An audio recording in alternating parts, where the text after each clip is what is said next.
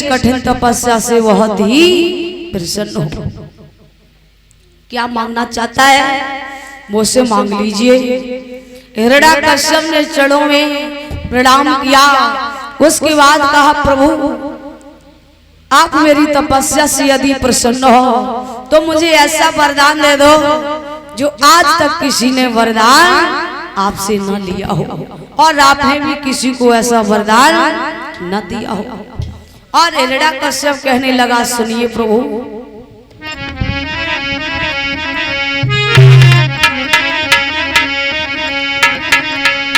वह बोला लूंगा तो ऐसा जो किसी और ने लिया न हो।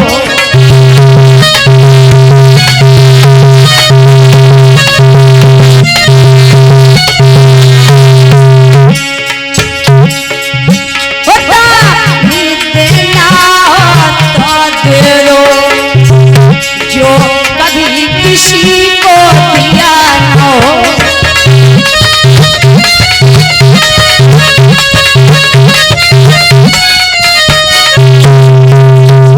सुनो महाराज, कुछ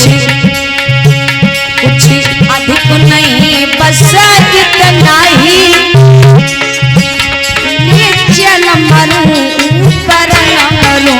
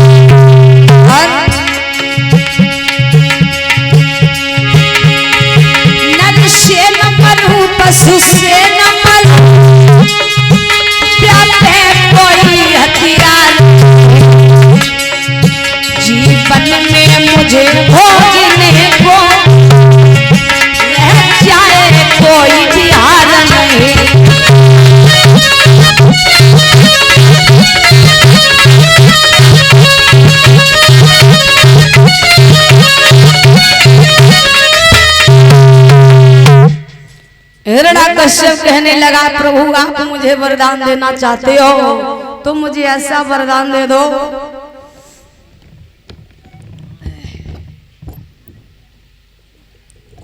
न दिन में मरूं न रात में मरूं न सुबह शाम को मरूं, साल में 12 महीने होते इसमें भी मेरी मृत्यु ना हो और मेरे शरीर में भी कोई अस्त्र शस्त्र को भी धारण न। प्यारे सजनों, भगवान प्रसन्न हुए और हिरण्याकश्यप से कहा, अब मस्त ऐसा ही होगा, मैंने तुम्हें ये वरदान दे दिया है। भगवान ने वरदान दिया। उसके बाद वहां से प्रस्थान किया। भगवान तो चले जाते हैं। आज हिरण्याकश्यप ने वरदान प्राप्त किया, बहुत ही प्रसन्न हुआ और सोचा कि अब तो इस संसार में मेरे जैसा कोई नहीं होगा। अब तो मैं स्वयं ही भगवान कहलाऊंगा, क्योंकि मेरी तो अब मृत्यु नहीं होगी। मैंने तो अनेकों वरदान को प्राप्त किया। प्यारे सजनों, इतना प्रसन्न हुआ, अपने महलों में वापस लौट जाता है। धीरे धीरे हिरण्याकश्यप चलता चला जा रहा और अपने मंत्री वीर योद्धाओं से कहा, सुनिए, आज मैंने उस विष्णुदेव की तपस्या की और वरदान को प्राप्त किया और आज से उस विष्णु का नाम कोई लेते दुनिया में नजर न आ जाए। अगर कोई उसका नाम ले तुरंत उसे फांसी लगवा दो, मुझे उसके कानों की कहीं पर आवाज भी गूंज सुनाई ना दे।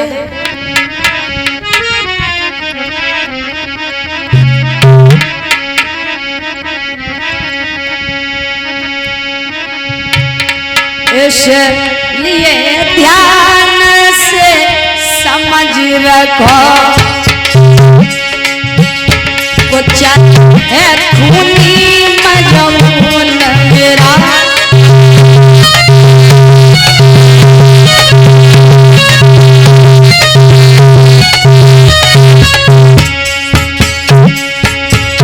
वेद पुराणों से बाहर मिला कानून लाज मेरा।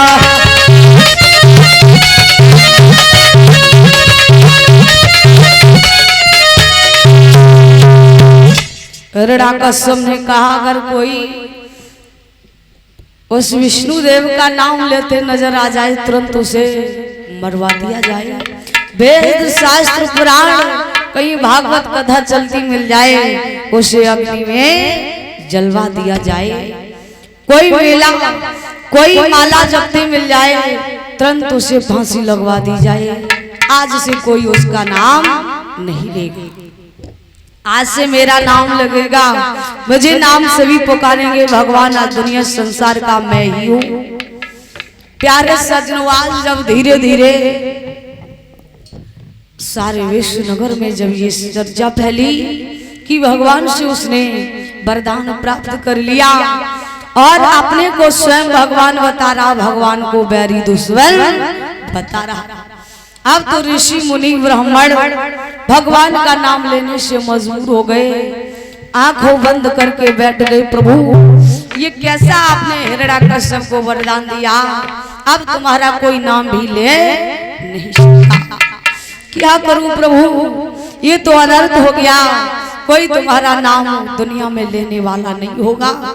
अगर धोखे से तुम्हारा नाम भी किसी संत ने लिया तो उसे फांसी धलवा जाएगी, उसे मरवा दिया जाएगा। प्यारे सज्जनों आज सभी लोग शांत बैठे हैं। उधर जब प्यारे सज्जनों देवराज इंद्र को पता चला हिरण्याकश्यप ने विष्णु भगवान के द्वारा वरदान को प्राप्त किया और उसने अपने को स्वयं भगवान बताया, भगवान का कोई नाम सामने नहीं ले सकता और पीछे भी कोई नाम नहीं ले सकता। अगर उस राजा को कहीं पता चल गया तो तुरंत उसे मरवा दिया जाएगा। अब मुझे ही कुछ करना होगा, ये तो अनर्थ हो रहा, भगवान का नाम इस दुनिया में नहीं लिया जाएगा और हिरण्याकश्यप का कौन नाम लेगा। देवराज इंद्र प्यारे सज्जनों देवराज इंद्र ऐरावत पर सवार हुए और उसी हिरण्याकश्यप के यहाँ पर पहुंच जाते। हिरण्याकश्यप की उस समय बिल्कुल सूनी राजधानी थी, रानी कयाधु और कहीं स्त्रियां थी गर्भावस्था में। देखा देवराज इंद्र ने लिए बहुत अच्छा मौका है, अगर रानी कयाधु के भी गर्भ से जब पुत्र पैदा होगा वो भी इसी तरह राक्षस होगा, क्योंकि राक्षस की संतान तो राक्षस ही होती है। हिरण्याकश्यप तो इतना ही आतंक मचा रहा, अगर जो इसकी संतान होगी कहीं स्त्रियों की जब संतान होगी वो भी इसी हिरण्याकश्यप की तरह होगी, फिर कौन भगवान का नाम लेगा। इसलिए क्यों ना पहले से ही मैं समाप्त कर दूं। तुरंत प्यारे सज्जनों अपनी तलवार निकाली। देवराज इंद्र ने जैसे ही मारना चाहा, देव ऋषि नारद सामने आकर के प्रकट हुए, तलवार पकड़ ली, कहने लगे राजन देवराज इंद्र ये तुम क्या कर रहे हो, आपको बिल्कुल शर्म नहीं आ रही, आप स्त्रियों पर हाथ उठा रहे हो क्यों। देवराज इंद्र कहने लगे देव ऋषि नारद तुम्हें नहीं मालूम क्या हिरण्याकश्यप ने भगवान का नाम लेने से सभी को इनकार कर दिया। आज जो रानी के गर्भ से पुत्र पैदा होगा वो भी अपने पिता के ही तरह होगा। इसलिए क्यों ना मैं सोच रहा था कि पहले से ही इस रानी के गर्भ को मैं समाप्त कर दूं, ताकि आगे चल करके ऐसी कोई प्रवृत्ति संतान पैदा न हो।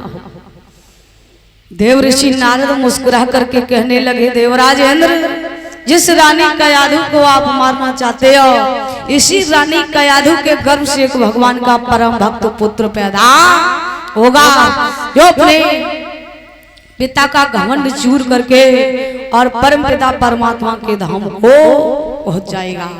इसलिए छोड़ दो, स्त्रियों अबलाओं पर कोई हाथ नहीं उठाता।